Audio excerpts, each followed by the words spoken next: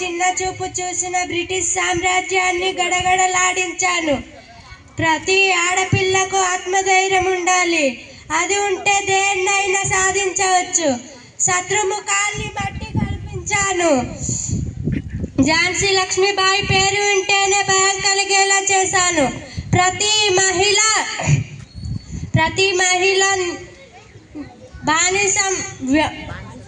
బానిసత్వం నియంతృత్వ సంఖ్యల నుండి విముక్తి పొందాలి. ప్రతి ఆడపిల్ల పులిపిల్లల బ్రతకాలి, పులిపిల్లల ఎదగాలి. రాణి ఝాన్సీబాయి లక్ష్మిలా బ్రతకాలి. జై క్లాప్స్ జై హింద్, జై హింద్. ఇది అందరి హక్కు. బడుగు బలహీనత వర్గాల వంటి పేద ప్రజలందరూ చదువుకోవాలి. ఒక ఉపాధ్యాయురాలుగా ఉంటా. ఒక పాఠశాలను కడతా. అందులో అందరూ చదువుకోవాలి. కుల మత లింగ వర్గ భేదం లేకుండా అందరూ చదవాలి, అందరూ ఎదగాలి, అందరూ విజ్ఞానవంతులు కావాలి. మన జ్ఞానం అందరికీ పంచాలి.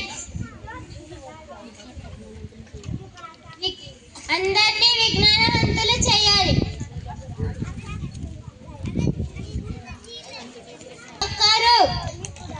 ఒక సావిత్రిబాయి పూలేలా ఉండాలి.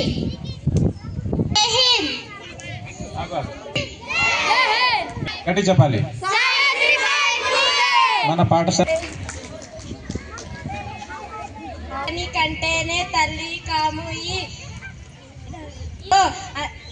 మంచి చెడు కాము. ఈ సమాజంలో మంచి చెడు చేస్తున్నప్పుడు కూడా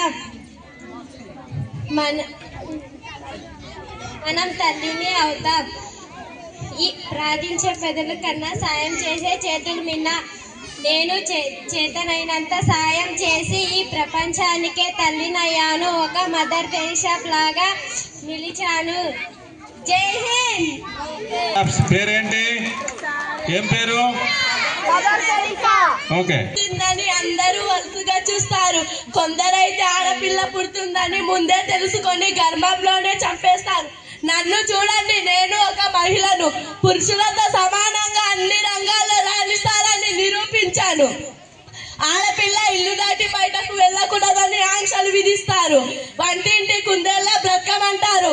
కానీ ఎవరో ఒకరు ఎప్పుడో అప్పుడు సాగరా ముందుకు అంటూ వెళ్ళిన ప్రతి మహిళ విజయం సాధించింది. అలాగే ఈ కిరణ్ బేడి కూడా విజయం సాధించి. జై హింద్. మాజీ ఐపీఎస్ కిరణ్ బేడి గట్టిగా కొట్టాలి. ఓకే. జల్దీ ఫోకస్ కరో. చేయండి సార్.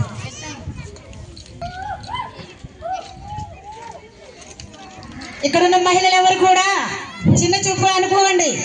ఆడదంటే అబల కాదు, అందలాన్ని కూడా ఎక్కి ఎదురోహిస్తుందని కల్పన చావ్లా ఈ రోజు ముందుకు రాలేదు. తన్ని కూడా మేము క్రియేట్ చేసాం కానీ రాలేదు. అందలాన్ని కూడా అందుకోగలదు. ఎవరు? కల్పన చావ్లా. ఆడది అంటే అబలలాగా చూడకండి పురుషులు.